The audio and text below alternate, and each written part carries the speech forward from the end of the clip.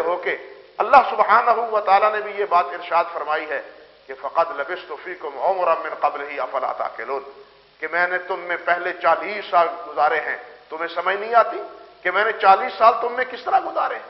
میری 40 سالہ زندگی تمہارے سامنے ہے، میرا بچپن سامنے ہے، میری جوانی تمہارے سامنے ہے، اور اب ادھیڑ عمر کو میں پہنچ رہا ہوں، میں نے تجارت تمہارے ساتھ کی ہے، معاملات تمہارے ساتھ کی، کیسا مجھے پایا ہے تمہیں؟ اور پہاڑی پہ کھڑے ہو کے آپ نے پوچھا تھا کہ فقط یہ بتلاؤ کہ حل وجدتمونی صادقا او کاذبا، مجھ کو تم نے سچا پایا ہے یا جھوٹا پایا ہے؟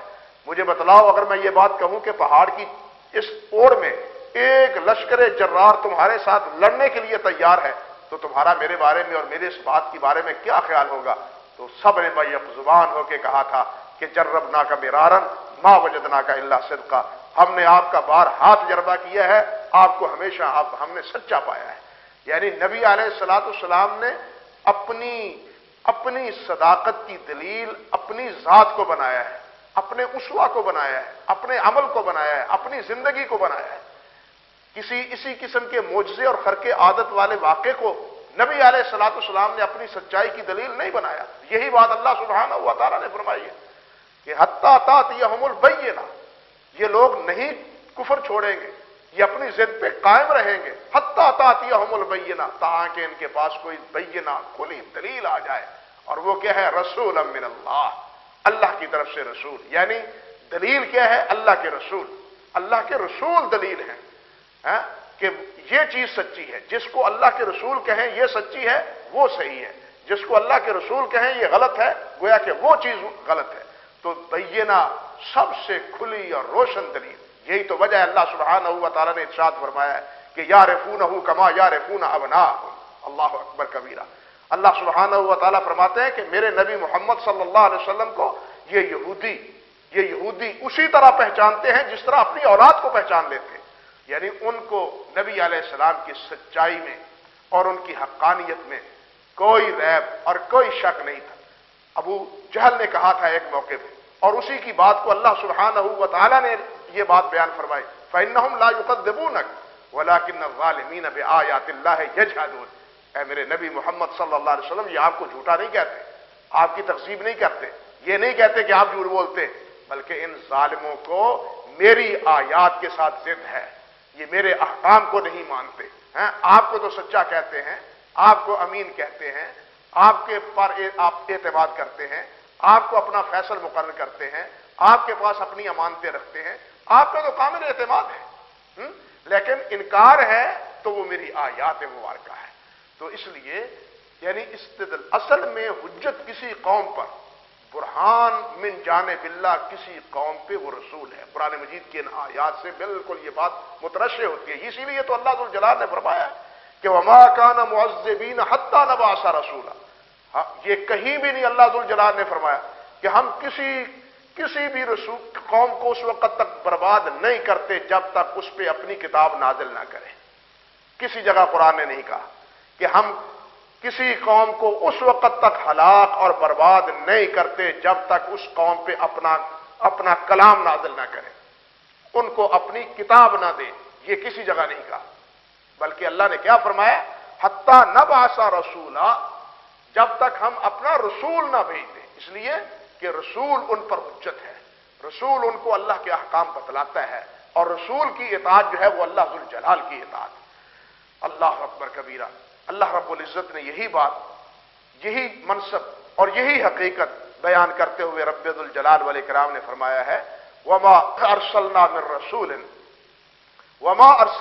رسول الا لیطاع باذن اللہ، ہم نے رسول بھیجا ہی اسی لیے ہے، اس لیے بھیجا ہے کہ اللہ کے حکم سے رسول کی اطاعت کی جائے۔ رسول کے بھیجنے کا کیا مطلب ہے؟ رسول کس لیے بھیجا جاتا ہے؟ رسول کی بعثت کا مقصد کیا ہے؟ اللہ رب العزت نے خود فرمایا ہے جس نے رسول بھیجے ہیں، بھیجنے والے رب عرش عظیم نے ہی رسول کا منصب بتلایا ہے، کیا کہ وما ارسلنا من رسول الا لیطاع باذن اللہ، کہ ہم نے کوئی بھی رسول نہیں بھیجا مگر اس لیے بھیجا ہے تاکہ وہ اللہ کے حکم سے اس کی اطاعت کی جائے۔ اب رسول کے بھیجنے کا مقصد تو یہ ہے کہ رسول کی اطاعت کی جائے. اگر رسول کی اطاعت ہی نہ کی جائے، رسول کو واجب الاطاعت ہی نہ سمجھا جائے، یہ کہا جائے کہ جی اطاعت تو صرف کتاب الہی کی ہے، وہی یہ الہی کی ہے، رسول کی اطاعت نہیں ہے، تو سوال یہ پیدا ہوتا ہے کہ پھر فرعون کا جرم کیا تھا؟ کس جرم کی پاداش میں اللہ سبحانہ و تعالی نے فرعون کو دریا میں غرق کر ڈالا؟ اس وقت تو اللہ ذوالجلال نے تورات کے نام کی کوئی وحی موسیٰ علیہ السلام پہ نازل نہیں کی تھی. اللہ ذوالجلال نے کلام کیا ہے نا، موسیٰ علیہ السلام سے کلام کیا ہے. وَكَلَّمَ اللَّهُ، انہی آیات میں فرمایا رب ذوالجلال نے وَكَلَّمَ اللَّهُ مُوسَىٰ تَكْلِیمًا، کہ اللہ ذوالجلال نے موسیٰ علیہ السلام سے کلام کیا ہے. وہ کلام تورات کے ذریعے تو نہیں ہے نا، تورات کے ذریعے ہی تو کلام تو نہیں ہے کہ اللہ ذوالجلال نے فرمایا کہ یہ میرا کلام ہے، یہ میرے احکام ہیں اور یہ میرے احکام قوم کو پہنچاؤ. نہیں، بلکہ اللہ ذوالجلال نے جب موسیٰ علیہ السلام کو نبی بنا کے بھیجا تو اسی وقت یہ حکم دیا کہ فرعون کو اور اپنے قوم کو جا کے یہ مسئلہ بتلاؤ، یہ بات بتلاؤ. اور اسی موسیٰ علیہ السلام کی نافرمانی کی پاداش میں فرعون کو جناب اللہ سبحانہ و تعالیٰ نے غرق کر دیا.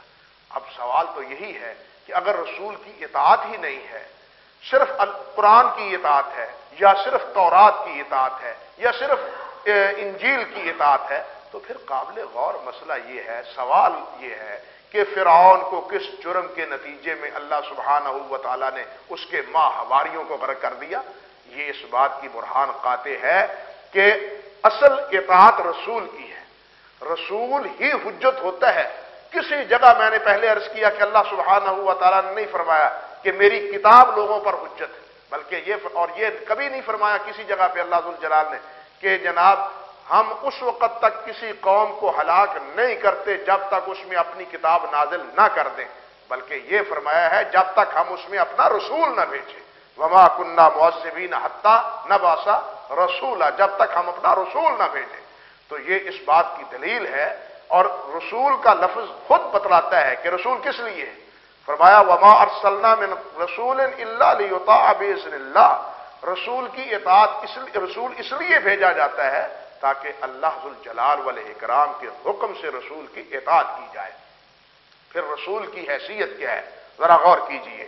اللہ رب العزت فرماتے ہیں، اللہ ہی نے یہ بات فرمائی ہے، لا تجعلوا دعاء الرسول كدعاء بعضكم بعضا، لا تجعلوا دعاء الرسول بينكم كدعاء بعضكم بعضا قد يعلم الله الذين يتسللون منكم لواذا فليحذر الذين يخالفون عن امره ان تصيبهم فتنة او يصيبهم عذاب اليم.